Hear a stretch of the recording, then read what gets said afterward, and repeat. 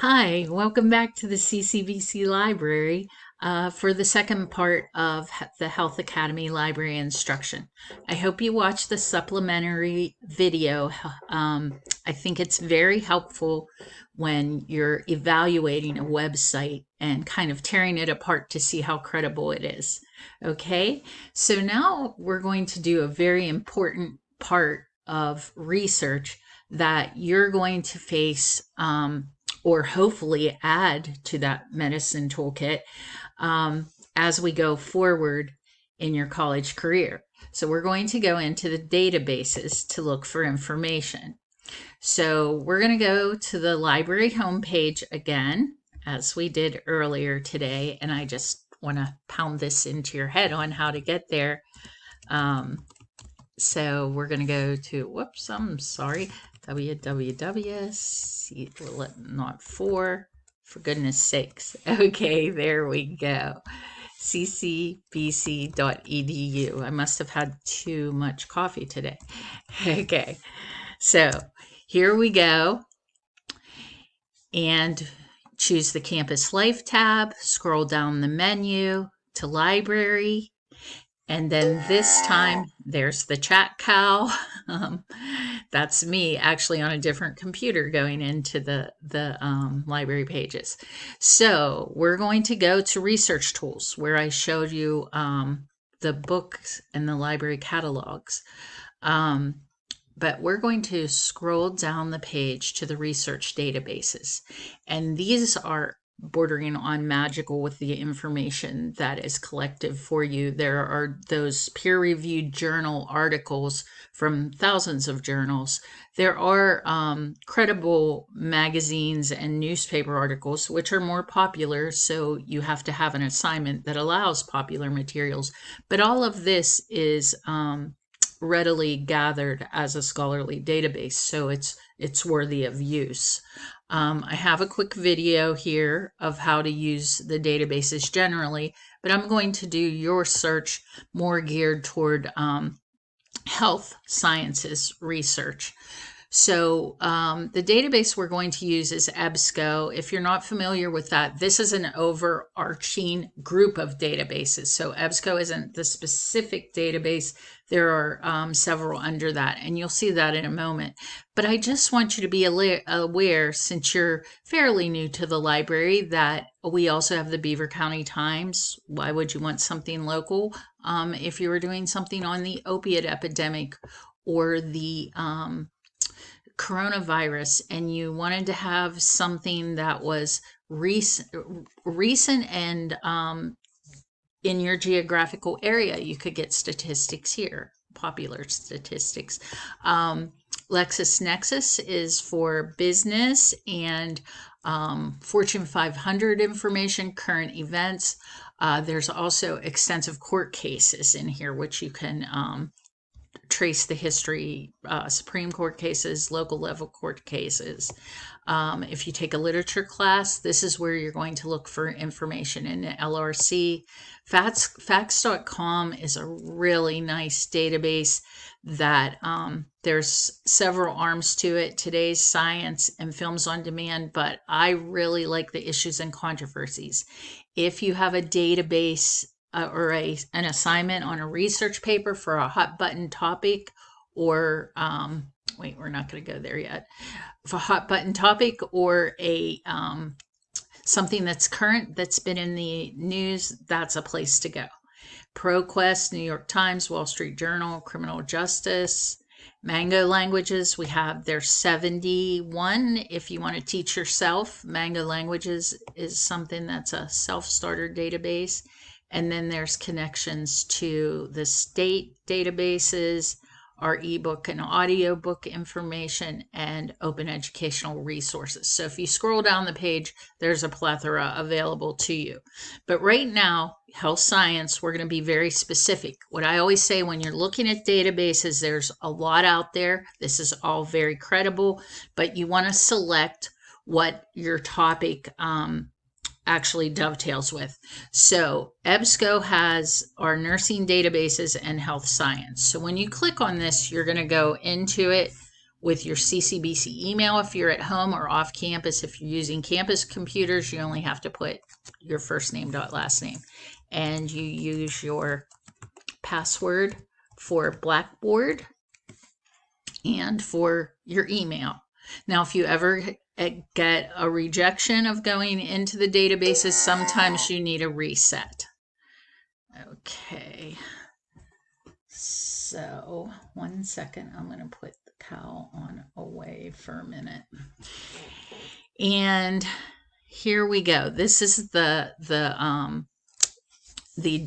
portal to the rest of the mall of information. That's what I always say. EBSCO is like a mall, and then these are all the little stores of databases that may match particularly to what you're doing. The first two are multidisciplinary. That means there's going to be something about health science and the COVID-19, but there's also going to be something about stamp collecting or Robert Frost. So they're widely varied. They're the most, these top two are the most that are used. If you go down through, there's a description for them all. I'm not going to name each one of them. You can do that on your own, but I do specifically want to tell you for health science research what to use. These are our nursing databases and used by anatomy and physiology and other classes like yours. So you can check these. The only other one that I usually check when I'm doing nursing or health science research is this one. But today we're just going to take those two. And what you do is continue. You do not hit that select all, because what happens is it just gets in there and winds up and there's hundreds of thousands, and it's a waste of time for you. So I just want to do an inefficient search initially. So if I do chemotherapy, this is what I come up with. And let's see. So we have 113,000 hits, closer to 114,000. So that's way more than we want to deal with. So I neglected to show you, this is why I wanted to do chemotherapy. Let me go back to the PowerPoint for a minute. So we talked about us doing EBSCOhost and HealthSource, and these are all the ones that we really will use with health sciences. And then this is what we're going to do. Okay. So the reason I'm doing this search is, hi, this is Sophie. She's my little cousin from California. When she was 8 months old, she was diagnosed with a cancerous brain tumor. She is now 8, and she's gone through several rounds of chemo, and she's doing very well. But I like to pose this question because it puts like a face to how you would be searching a topic. So anyhow, we will go back to the database and we'll see with Sophie, when she had her chemo, her parents tried a lot of different things, because what happens if you've had a family member, when you have chemo, nausea and vomiting are one of the things that often happen to you. So I was thinking that we would think about that as a subject and how we would search for ways to alleviate that. Okay, maybe you would be a nurse or a parent or a healthcare worker, and how you would do an appropriate search. So we started out with chemotherapy. Now, some of these are just brief articles, so we want to make sure that they're full text. So that's the thing that we want to do. And again, this is a very general search, but we've already cut it down like to 1/6. So by putting full text, that means we get to look at the whole article.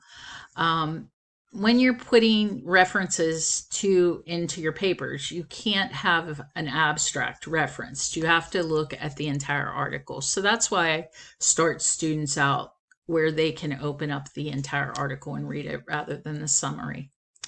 The other thing is, remember how I said if you were doing something for healthcare, you're required to do scholarly. Once you're in nursing, once you're in anatomy and physiology or phlebotomy or any kind of assignment like that, if you're going into any medical field, It has to be a scholarly peer-reviewed article.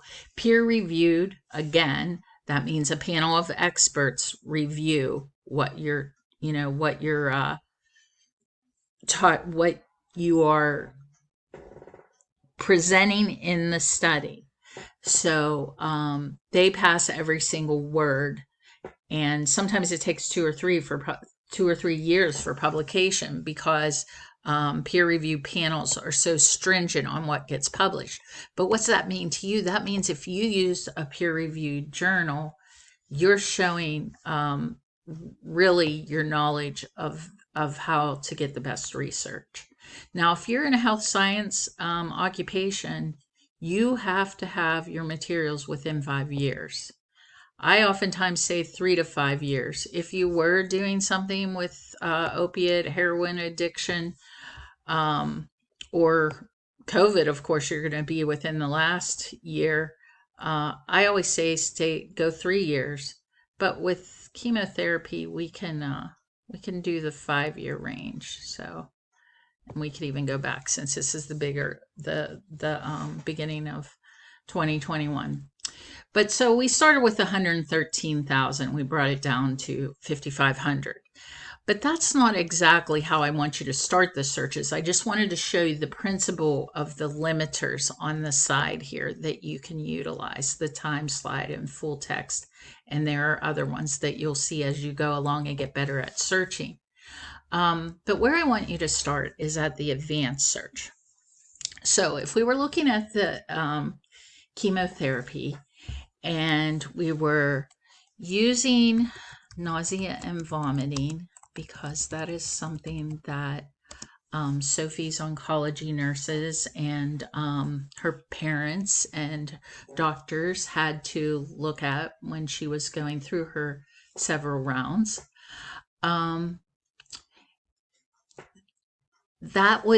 That's going to automatically start limiting. Now, when you do the advanced search, you do have to enter your parameters. So you want to have that full text. You want to have scholarly. You can even limit it by page numbers because some scholarly articles, they can be 100 pages long. So if you wanted to be under a certain amount of pages, and again, you can do that 2015 to 2021 or 2020. So you could do a search like that, and we'll see how that brings down from 5,000. So we're down to 254. Now, with Sophie, because she was a baby at starting out until, more recently when she finished, they looked for alternative methods to help. So if you were looking for alternative medicine, you could just put in the word alternative. And now our parameters should stay because we're already in the advanced search field. So you would do a search, and then we're down to 10, and that's so much more manageable. So all of your searching, even with the books, with the databases, even when you're looking on websites, narrowing and broadening your search is a constant process till you hit it. It's like a scavenger hunt, and you always feel better when you hit exactly what you would like. And look for those synonyms, complementary therapies. So anyhow, let's say I haven't read this article, but let's say we wanted to open it up so you have an idea with a search. So I opened this up, and then if you want to see it just like it looks in the journal, you open up the PDF. And you can read it and decide, is this something that I would want to use? It may or may not. You have to analyze it. It might fit in with your subject. What you can do is save it to your Google Drive.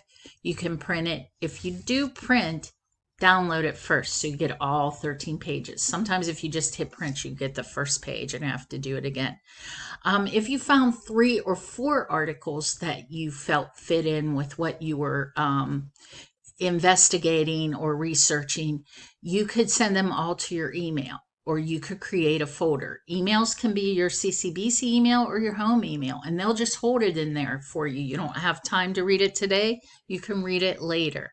And the other thing that you can do is cite it. So always remember that. If you're using APA, which usually health sciences do, you can copy this. Now you have to do your due diligence. This is a computerized rendition of the citation, and then here is MLA, and you can go all the way over. And if you were mailing it to yourself, the one thing I always tell everybody is make sure you change the citation format to what you may need. So there's a lot of things you can do here. If you find out that's not the article you want, you can go back to the result list and you can finish looking through your other searches. So thank you very much for listening today, and I hope this is helpful. Please get in touch with the library if you need anything else at all.